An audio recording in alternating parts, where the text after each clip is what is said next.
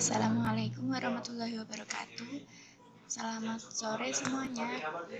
Pertemuan kali ini kita bakalan bahas tentang data flow diagram atau DFD. Nah, sebelum masuk ke materi dan juga running program, aku bakal jelasin dulu tujuan dari modul 2 ini. Yang pertama, tujuannya adalah mahasiswa diharapkan memahami tentang DFD. Yang kedua, diharapkan mahasiswa mampu mengembangkan DFD. Dan yang ketiga, diharapkan mahasiswa dapat memetakan sistem informasi dengan baik.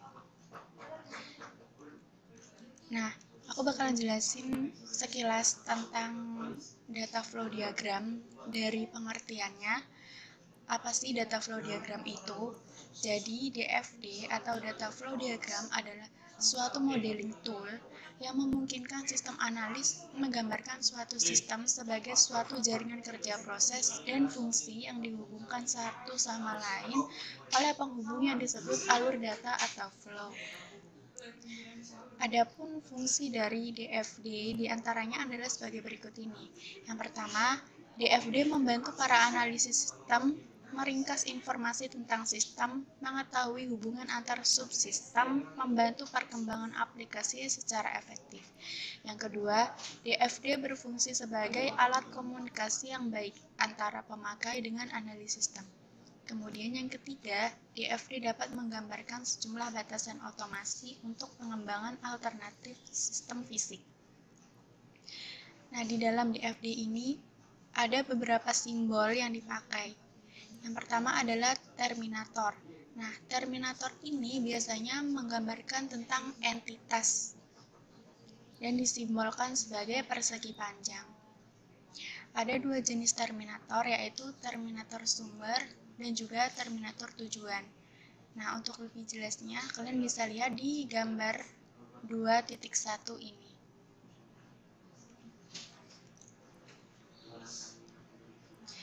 Kemudian ada proses. Proses disimbolkan dalam bentuk lingkaran. Proses ini melambangkan proses dari data yang dimasukkan ke dalam sistem untuk mengubah input menjadi output. Proses diberi nama untuk menjelaskan proses atau kegiatan apa yang sedang dilaksanakan. Nah, pemberian nama proses dilakukan dengan menggunakan kata kerja transitif atau kata kerja yang membutuhkan objek seperti menghitung gaji, mencetak KRS, dan menghitung jumlah SKS. Nah, di gambar 2.2 ini kalian bisa lihat kemungkinan yang dapat terjadi dalam proses hubungan input dan output. Yang pertama ada satu input dan satu output. Kemudian ada satu input dan banyak output. Kemudian banyak input dan satu output. Kemudian ada banyak input dan banyak output. Yang ketiga adalah data storage atau penyimpanan data. Data store ini disimbolkan dengan garis sejajar yang digunakan untuk memodelkan kumpulan data atau paket data. Nah, penyimpanan ini kadangkala didefinisikan sebagai suatu mekanisme di antara dua proses yang dibatasi oleh jangka waktu tertentu. Kemudian ada alur data atau data flow. Nah, data flow ini disimbolkan sebagai garis panjang dengan tanda anak panah. Alur ini mengalir di antara proses, data store, dan juga terminator. Nah, berikut ini ada beberapa konsep dari alur data atau data flow. Yang pertama, konsep paket dari data, di mana apabila dua data atau lebih mengalir dari suatu sumber yang sama menuju ke tujuan yang sama dan mempunyai hubungan, dan harus dianggap sebagai satu alur data tunggal, karena data itu mengalir bersama-sama sebagai satu paket. Yang kedua ada konsep alur data menyebar. Konsep alur data menyebar ini menunjukkan sejumlah tembusan paket data yang berasal dari sumber yang sama menuju ke tujuan yang berbeda, atau paket data yang kompleks dibagi menjadi beberapa elemen data yang dikirim ke tujuan yang berbeda. Kemudian yang ketiga ada konsep alur data mengumpul, di mana alur data ini menunjukkan beberapa alur data yang berbeda dari sumber data yang berbeda bergabung bersama-sama menuju tujuan yang sama.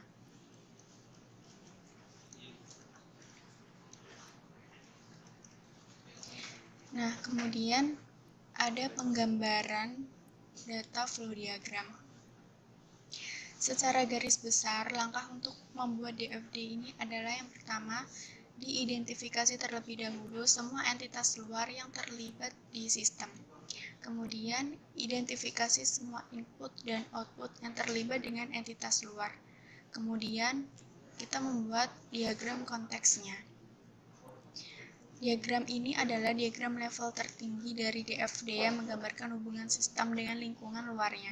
Caranya adalah yang pertama, tentukan nama sistemnya dulu, kemudian tentukan batasan sistemnya, kemudian tentukan terminator apa yang ada di dalam sistem itu, kemudian tentukan apa yang diterima atau diberikan terminator dari atau ke sistem. Kemudian baru digambarkan diagram konteksnya.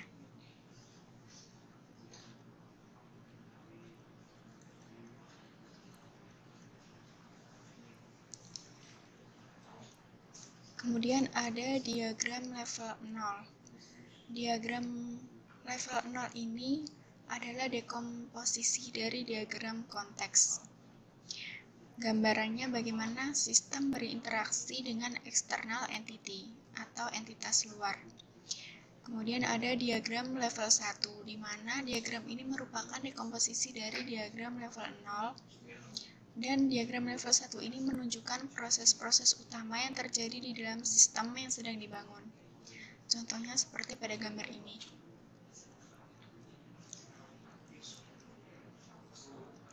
Nah, kita bakalan menuju ke running program dengan studi kasus yang sama seperti pada modul sebelumnya. Nah, untuk studi kasus di sini adalah tentang persewaan kontrakan dengan 4 entitas yang berbeda.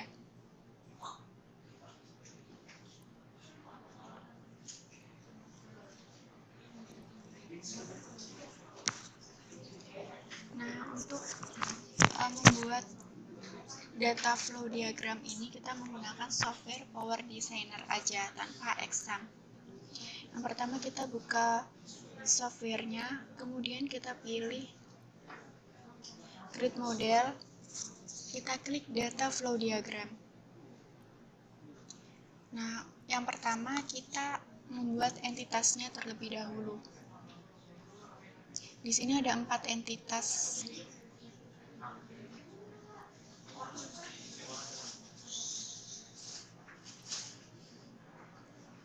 Kemudian ada satu proses.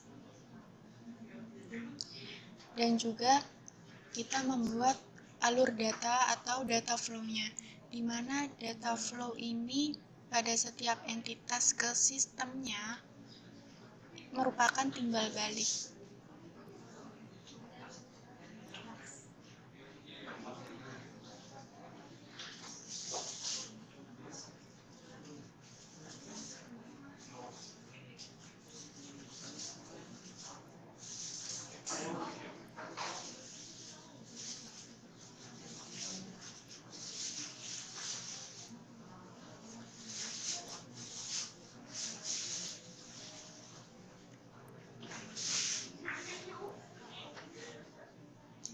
Kita lakukan hal yang sama, langkah yang sama untuk setiap entitasnya.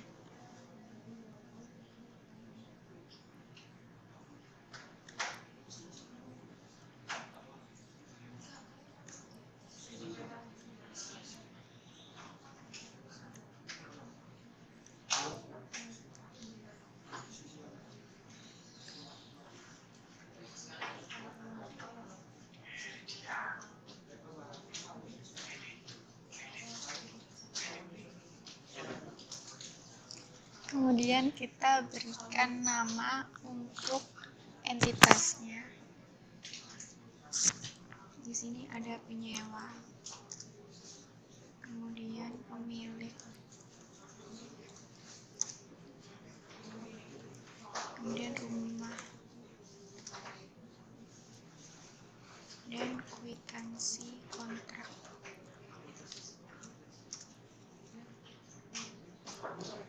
Untuk prosesnya kita beri nama sistem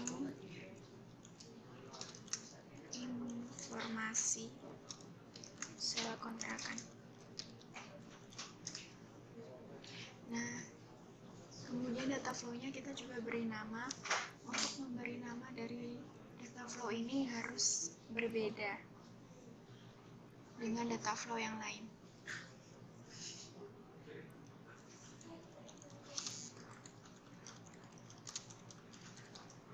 Di sini diberi nama surat perjanjian kontrak, kemudian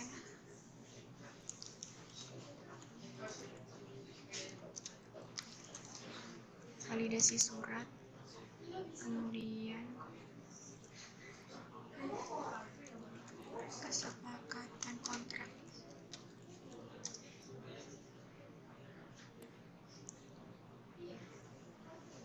Kemudian informasi biaya sewa,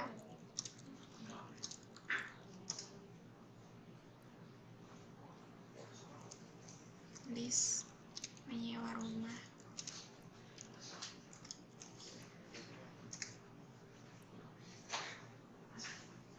riwayat penyewaan,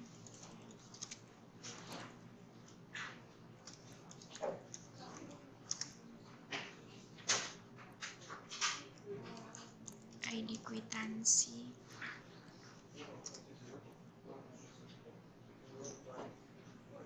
dan data penyewa. Pada flow ini kan belum ada namanya, walaupun kita udah beri nama. Nah, untuk memunculkan nama flow ini dengan cara klik kanan, format atau CTRL-T,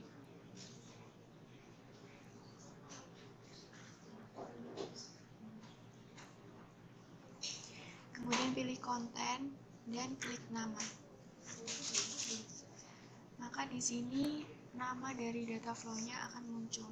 Kita lakukan langkah yang sama untuk data flow yang lainnya.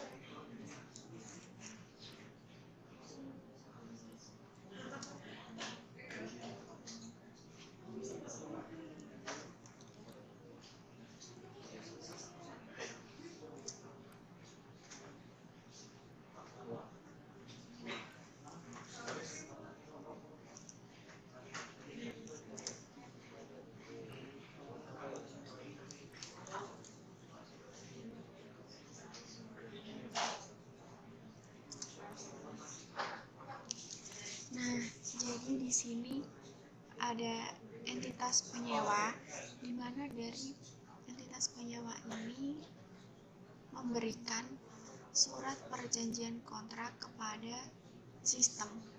Kemudian sistem akan memberikan validasi surat ini kepada entitas penyewa. Jadi hubungannya adalah timbal balik. Kemudian untuk menuju ke diagram level 0, kita decompose dengan cara klik kanan pada tool proses, kemudian klik decompose proses. Nah, setelah di decompose, ini adalah tampilan dari diagram konteks. Kemudian untuk melanjutkan ke DFD level 0, kita klik kanan lagi, kemudian kita klik open diagram. Nah, nanti akan muncul secara otomatis dari 4 entitas yang sudah kita buat di diagram konteks sebelumnya. Kemudian kita tambahkan lagi tool proses. Posisinya ada di sini. Ada 4 proses.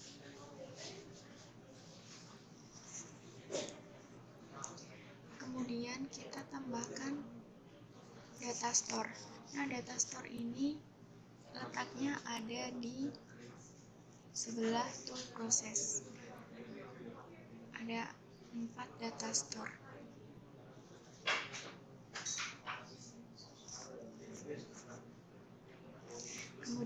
tambahkan juga data flow-nya atau alur data.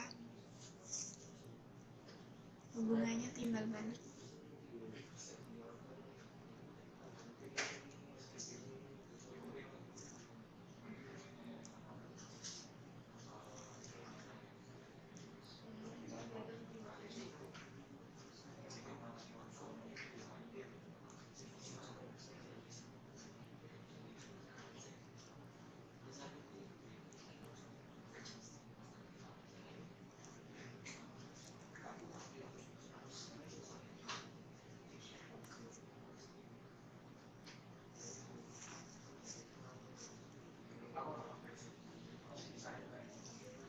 Dari sistem ke penyewa, dari penyewa ke sistem.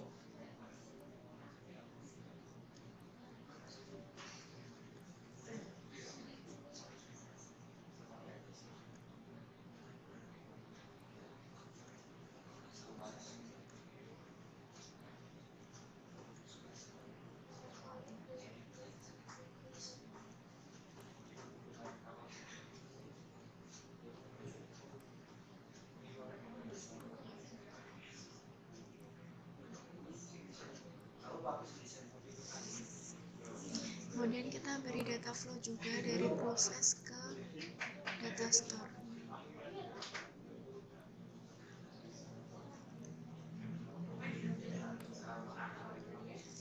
Nah, setelah itu kita beri nama untuk proses. Jadi nama di proses ini juga berbeda dengan nama pada proses yang sebelumnya.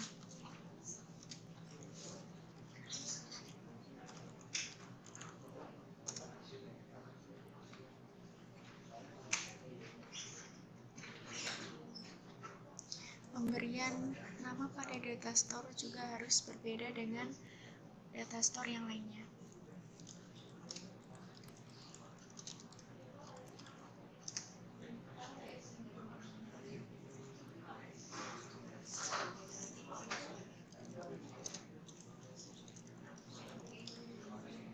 Proses yang kedua adalah periksa ketersediaan dengan data store-nya.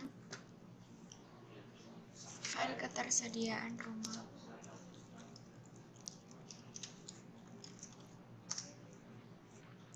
Kemudian proses yang ketiga adalah proses pemberkasan dengan data store-nya adalah file persewaan. Proses yang keempat adalah proses pembayaran dengan data store-nya adalah file pembayaran. Nah, kemudian kita berikan nama pada alur datanya. Dari sistem proses administrasi menuju ke penyewa, kita berikan nama surat perjanjian kontrak.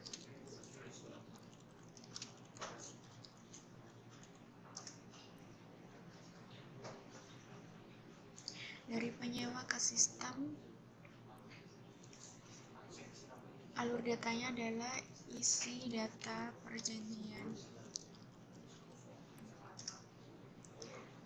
Dari pemilik ke proses administrasi, alur datanya adalah data diri penyewa. Dari sistem proses administrasi menuju ke pemilik, alur datanya adalah validasi data. Kemudian dari pemilik ke proses periksa ketersediaan, alur datanya adalah daftar jumlah rumah.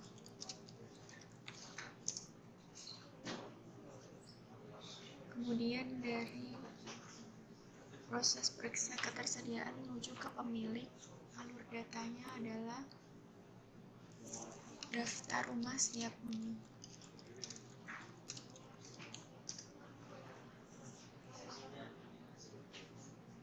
Dari rumah menuju ke periksa ketersediaan, alur datanya adalah rumah sudah disewa.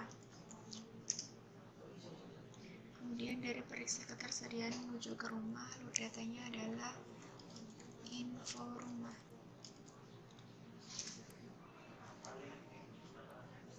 Dari proses pemberkasan menuju ke rumah,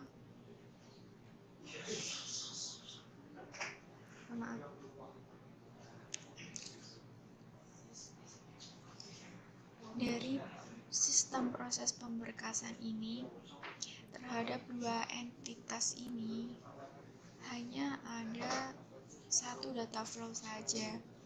Jadi dari rumah ke sistem proses pemberkasan, kemudian dari kwitansi kontrak ke sistem proses pemberkasan. Nah, dari setiap sistem proses ini ke data store, kita beri nama alur datanya adalah disimpan. Nah, kemudian kita munculkan nama alur datanya.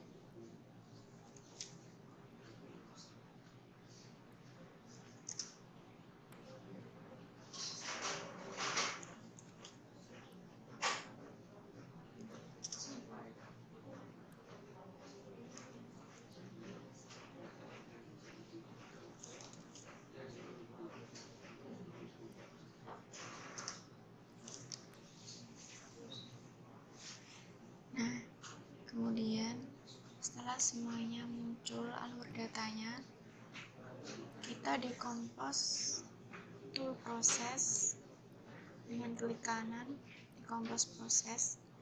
Kita lakukan hal yang sama untuk proses yang lain.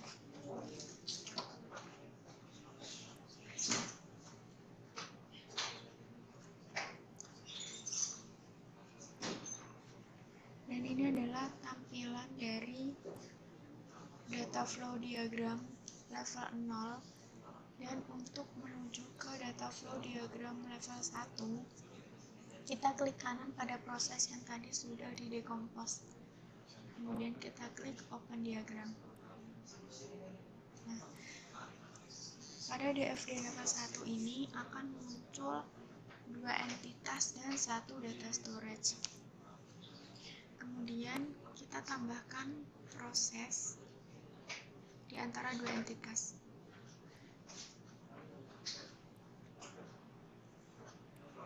Kemudian kita tambahkan juga alur datanya.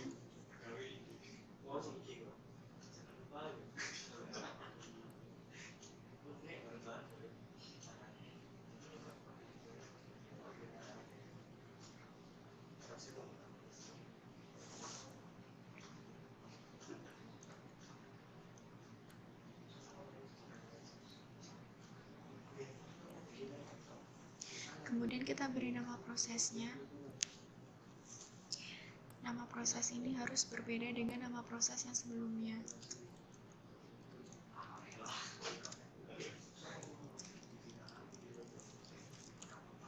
Kita beri nama kelengkapan administrasi.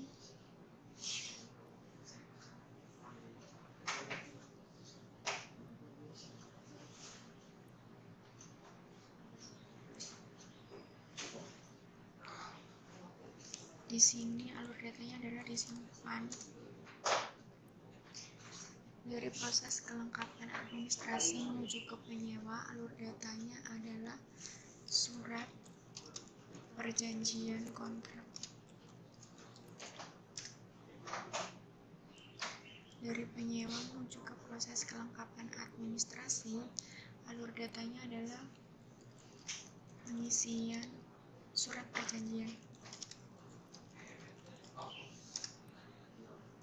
Kemudian dari pemilik ke proses kelengkapan administrasi ada data diri penyewa.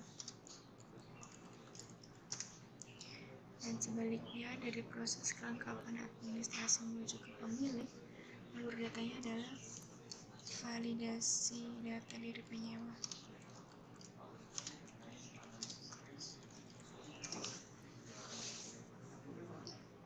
Kemudian kita munculkan nama alur datanya.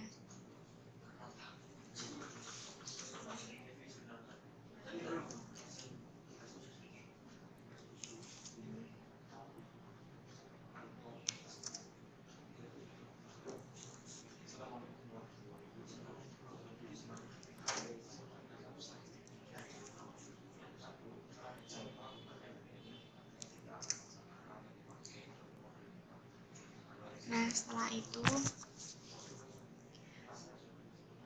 setelah semuanya muncul, kita lakukan langkah yang sama untuk proses pada diagram level 0 yang sebelumnya. Proses pada DFD level 0, proses kedua, proses ketiga, dan proses keempat, kita lakukan hal yang sama seperti yang tadi kita lakukan, yaitu dengan klik kanan open diagram. Nah, nanti kita akan tambahkan proses, kemudian alur datanya, dan kita munculkan alur datanya.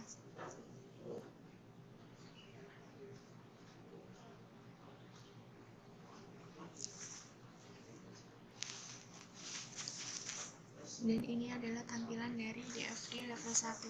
Kemudian kalian bisa save dan screenshot untuk di-input di laporan resmi kalian.